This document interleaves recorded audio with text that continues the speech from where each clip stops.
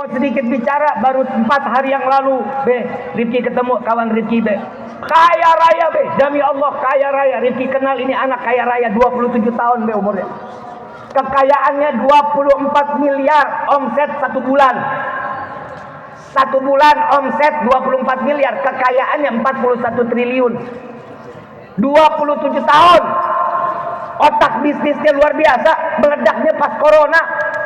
Tapi kemarin 4 hari yang lalu datang ke Rifki nangis-nangis, Habib tolong cariin saya kawan yang bisa bantu saya. Kenapa? Bib, saya punya utang 240 miliar Bib. Keuangan saya habis. Saya perusahaan dicuri sama kawan-kawan. Saya tidak lagi ada keuangan. Apa masalahnya lu punya utang sampai segitu banyak? Saya nggak lepas dari judi online Bib. Judi online. Hati-hati Pak, jangan dianggap remeh. Ini namanya judi online Pak. Mohon maaf, ibu boleh senang ngelihat teman-teman lagi mabar nonton Mobile Legends, main FF, main PUBG. Hati-hati, di situs semuanya situs porno, situs judi online, semua terbuka. Saat itu anak ngeklik, semua harta ibu bapak akan disedot sama mereka. Main lagi tuh anak, mainin lagi, kasih handphone tuh anak. Lagi gue gak demen banget mak-mak sekarang udah tahu sorga di bawah telapak kaki ibu. Kalau ibu capek, ibu pegel wajar karena sorga milik ibu. Itu anak masuk sorga lewat kaki ibu. Kalau sekarang mah gak ada namanya sorga di bawah telapak kaki ibu. Kalau sekarang sorga ada di ujung kuota.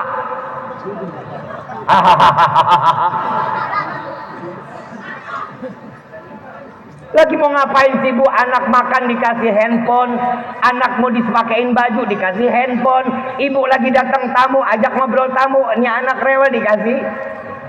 Biar apa? Biar apa? Rifki kasih amalan biar anak anteng mau apa enggak? Cekek bu.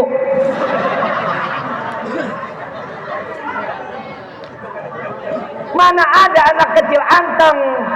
Gak bakal ada yang namanya anak kecil, pasti dia kelayaban. Apalagi kalau dia main sering-sering di masjid. Masuk masjid, mohon maaf Pak DKM, Rifki sedikit mau ngasih tahu sedikit aja karena ini adalah perkataan Imam Ghazali radhiyallahu anhu waradahu. Kalau ada anak kecil main di masjid, tolong jangan digangguin, jangan disentil, jangan digebuk, jangan diusir. Kenapa? Karena yang namanya anak kecil itu adalah bunga-bunganya untuk penerus perjuangan baginda Nabi Muhammad sallallahu alaihi wasallam. Mohon maaf, Bib, habis gimana?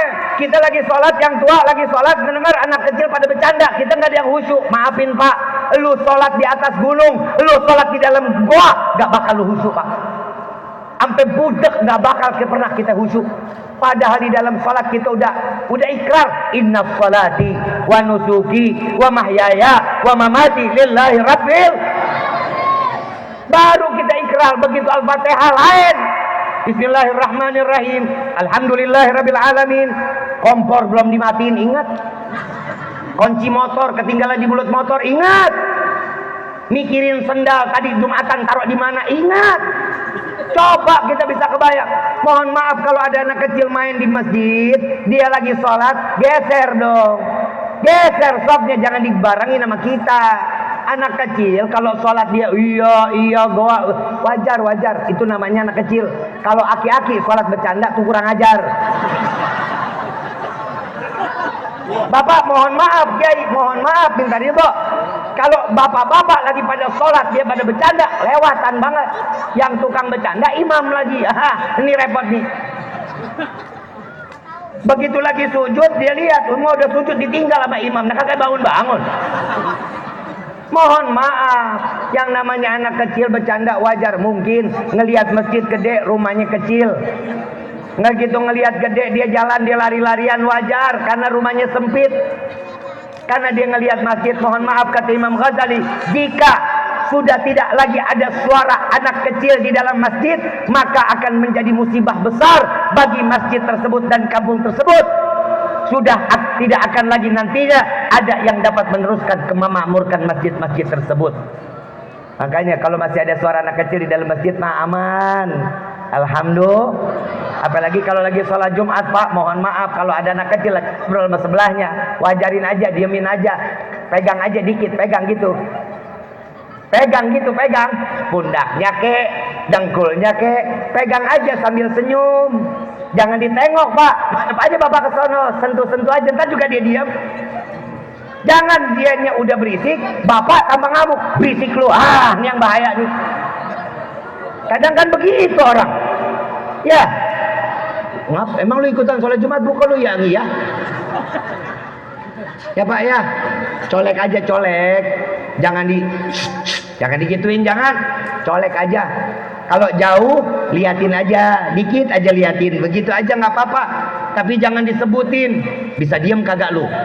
Orang yang ngomong lagi khotib Jumat, orang ngomong namanya apa? Khotib lagi ngomong nih, kita kan disuruh nyimak tuh, suruh dengar. Tiba-tiba ada yang ngomong, apa katanya? Lu tau monyet gak? Monyet. Nah, sama tuh kita sama dia. Disamain sama Imam Syafi'i itu kita. Ada orang lagi khutbah Jumat, ada yang udah balik, udah berakal, ngoceh, ngomong, dikata monyet kita. Makanya ntar kalau lagi ada yang ngomong, kan sebelum sholat Jumat, nak, tolong ya nak, jangan pada berisik lah. Nih boleh nih DKM ngomong. Sebelum sholat dikumandangin buat anak-anak, tolong yang rapi, yang sopan, jangan berisik ya nak. Kenapa? Ini adalah rukun di dalam sholat. Dengerin khatibnya, itu boleh, itu adalah pelajaran, silahkan. Habis itu baru dimulai sholat Jumatnya. Ya Pak ya, insya ibu bapak yang dirahmati oleh Allah, Rifki gak lama-lama lagi. Ustadz Jalu udah datang? Udah. Gimana orangnya? Ustadz udah nyampe kagak ngomong-ngomong. Nah kita hampir lidah copot ini Ustadz. Ibu bapak yang dirahmati oleh Allah, kenapa kita merayakan maulid? Yang pertama mau ngambil keberkahan. Kenapa? Ngambil keberkahan sebagaimana Allah yang memberikan contoh kepada kita. Di dalam rawi Adibah, fahtadal arsyu taraban wasibsyara wasdadal kursi wahaibatan wa wakara wa amtala'atis samawatu anwara.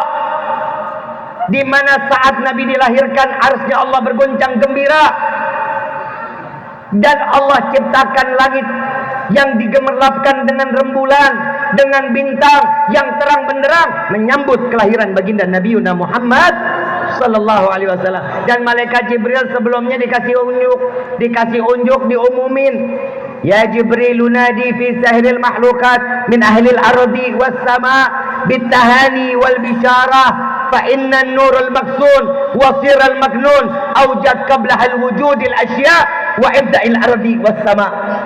Ya Jibril, beritahu penghuni langit dan bumi, cahaya yang selama ini terjaga, cahaya yang selama ini tersimpan, dan karena cahaya ini aku ciptakan langit dan bumi, sebentar lagi akan aku keluarkan ke bumi. Malaikat diperintahkan untuk menyampaikan undangan kepada penghuni langit dan bumi, bersiap-siap menyambut kelahiran baginda Nabi Muhammad sallallahu alaihi wasallam. Berarti yang ngerayain maulid pertama siapa? Siapa? Allah Rabbul Alamin. Allah yang merayakan. Jadi acara maulid kali ini kita cuma mengikuti apa yang telah diajarkan oleh Allah kepada setiap makhluk-makhluknya. Bu, Pak, hidup berkah enak apa enggak? Tahu berkah? Tahu arti berkah? Tahu cabe? Pernah makan cabe? Apa rasanya? Pernah lihat pedasnya? Pernah pegang pedasnya? Bisanya dia apa? Sama, berkah juga begitu. Berkahnya nggak kelihatan, tapi berkah harus dirasa. Contohnya yang paling kecil deh, cara berkah biar kita tahu duit di kantong belum habis udah datang lagi, itu namanya berkah. Paham? Kalau duit paham udah. Itu yang pertama, ngambil Yang kedua, kenapa kita merayakan maulid? Yang kedua, kita pengen kemuliaan dan keagungan. Ada orang yang bilang, ngapain ngerayain maulid? Nabinya udah mulia, nabinya udah agung. Ya udah, kitanya nggak usah ngerayain lagi. Toh Allah udah memuliakan dan mengagungkan. Mohon maaf, kami memuliakan Nabi, kami mengagungkan Nabi karena Allah yang mengajarkan kami. Allah mengagungkan Nabi. Allah yang maha pengasih, Allah yang maha penyayang, Allah pencipta langit dan bumi masih memberikan sesuatu kepada Rasul, dengan mengagungkan, dengan memuliakan Nabi, maka kita di hari ini sama-sama ingin memuliakan dan mengagungkan Nabiuna Muhammad. Agar apa? Agar kita menjadi manusia yang dimuliakan oleh Allah. Insya kalau kita manusia udah jadi dimuliain sama Allah, aman udah. Doa kita dia hargain, doa kita langsung dikabulin. Selama ini doa kita banyak nggak yang dikabulin? Banyak nggak? Banyak apa belum? Banyak apa belum? Yakin? Itu yakin doa kita apa doa orang tua kita? Yang kita makan ya hari belum tentu doa kita. Yang kita minta rezeki mungkin buyut kita, mungkin 7 turunan yang lalu, saat dimana mereka meminta rezeki untuk anak keturunannya, kita hari ini mendapatkan rezeki tersebut dari doa-doa mereka. Makanya Bu, Pak, minta sama Allah, Rabbana atina fid dunya hasanah wa fil akhirati wa qina. Ini yang kita minta sama Allah. Minta setiap kebaikan yang ada di dunia, minta setiap kebaikan yang nantinya ada di yaumil qiyamah. Mudah-mudahan apa yang disampaikan menjadi ilmu yang bermanfaat. Ini hari Rifki mau ngajak baca salawat, mau apa enggak? Salawat yang keras mau apa enggak? Bisa? Salawat